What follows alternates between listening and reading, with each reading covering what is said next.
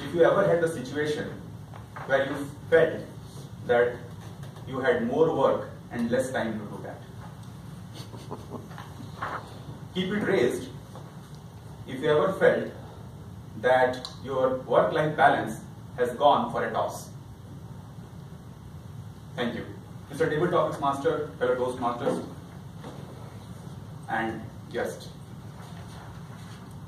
When I started my corporate career in my 20s, the answer to these questions was an emphatic yes and yes.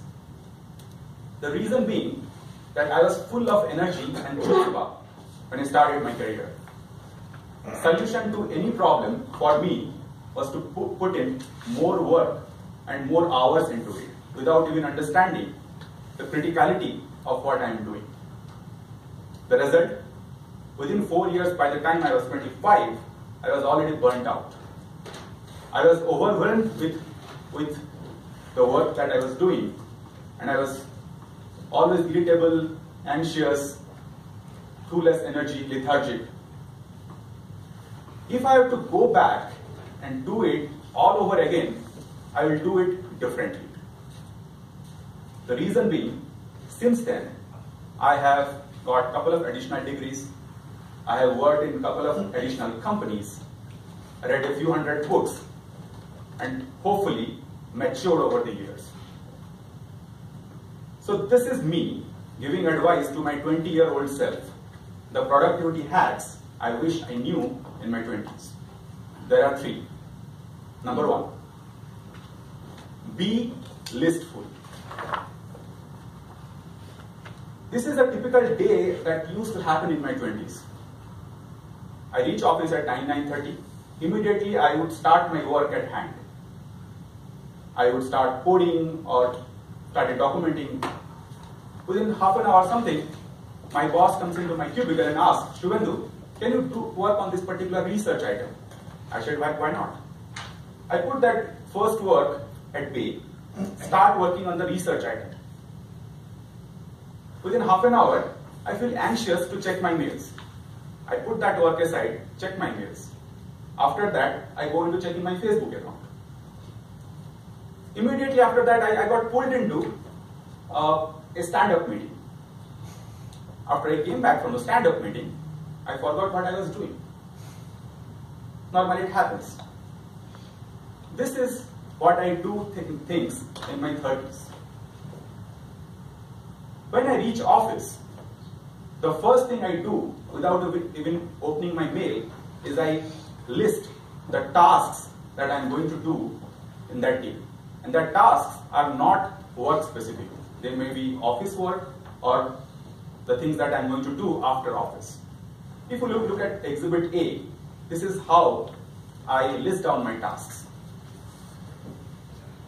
I write down the tasks, then I categorize them as A, B, or C. A is the tasks that are important for my current job. B are the tasks which are going to help me in my career, like writing a white paper or researching on my subject matter area. C are the tasks that is important for the life outside of work, like taking time out to call my childhood friend or having a date night with my wife. After categorizing that in this manner, I pick 3 tasks which definitely have to be done on that day. And after that, I put the particular time in which I am going to do it. So I mark my calendar, say between 10:30 to 12:30, I am definitely going to do this task. So that I will always be concentrating upon that particular task at that point in time.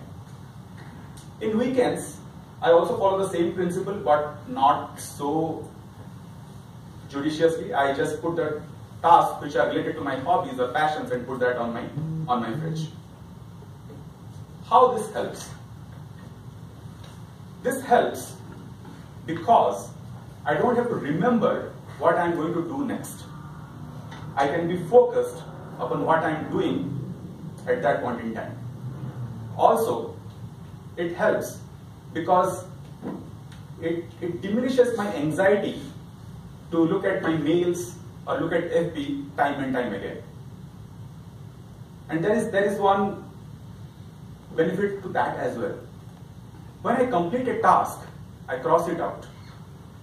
And a lot of scientific studies says that when you cross an item out, a small amount of endomorphin releases into your brain.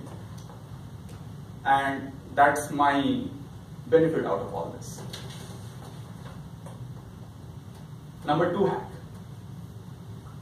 Manage your energy, not your time.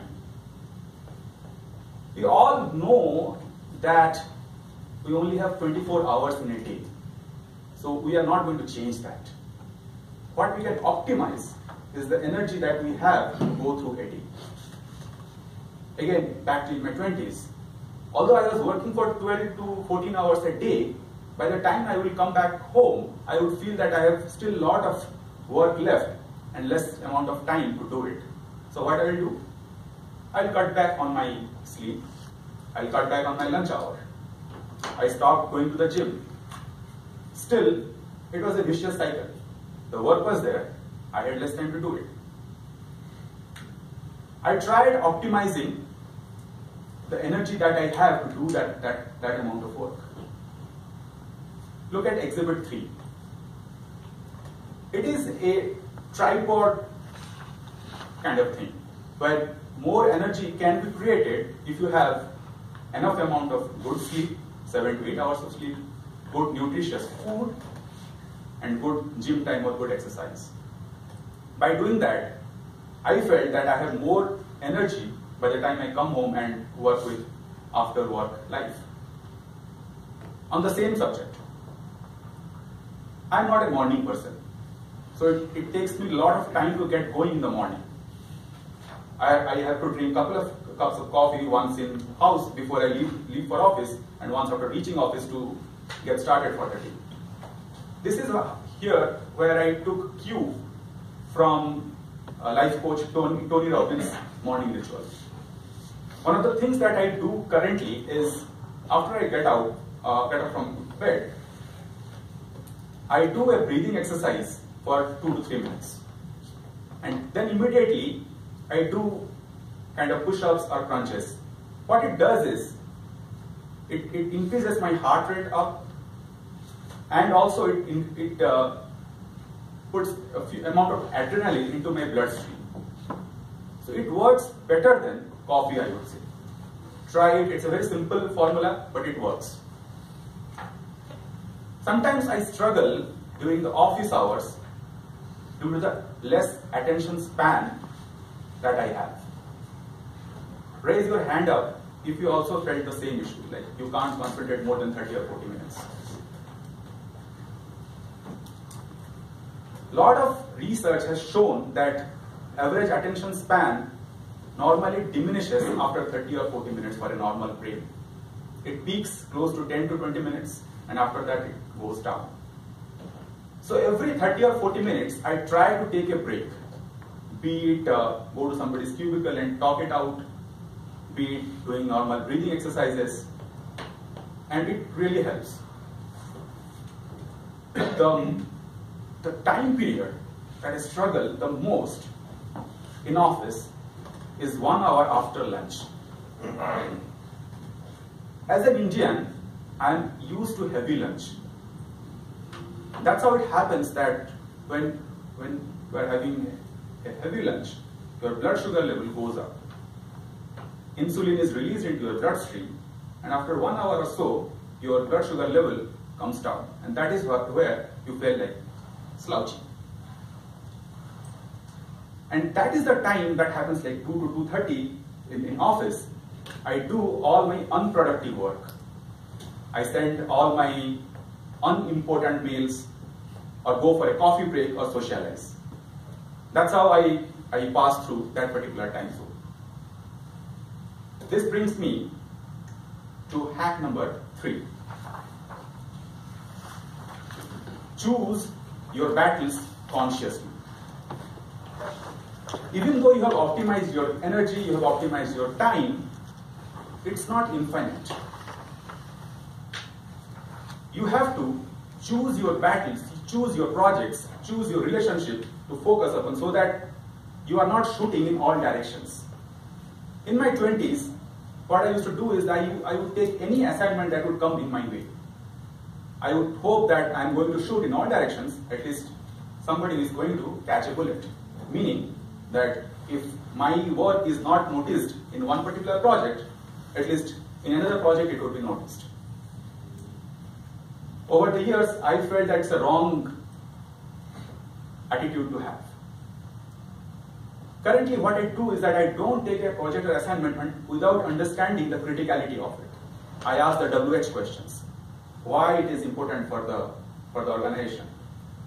What benefit I am going to get out of this project if I do it? And maybe the most important question, if I say no, what is the worst that is going to happen? Sometimes you have to choose between work and life situations as well. For example, at 6 p.m. in the evening, I am coming out of office. And during that time, my boss calls me up and asks me, can you stay for 3-4 hours long and finish up this particular report? And here you will see in Exhibit 8 that I have a date night with my wife. What should I do? Roger, what should I do? Well, you're going to be with your wife longer than you're going to be with your boss, so unless you're going to lose your job that night, I think you have to kind of make a boundary for your boss and not for your wife. John, what should I do? I tell you to take your boss, take a flying leap. They exploit Indians enough here and make them overwork, like 12 to 14 hours a day. All my coworkers are from India. So you guys get beat up enough. You need a break. So, He's lying. He works through the night. I've seen him doing works at dinner and stuff. So it really depends on you. What your choices are. If you're new in your job, you may take more risks and stay and work a little bit late. But if you're secure in your job, yeah, you can go out with your wife. Absolutely. exactly. I do a pro and con analysis, and the result varies from people to people and in what situation I am in. But whatever I do, I choose consciously so that I don't feel that the result or the decision has been forced upon me. So here are the 3 hacks that I wish I knew in my 20s, which could have helped in my stressful and anxiety-filled 20s. Thank you.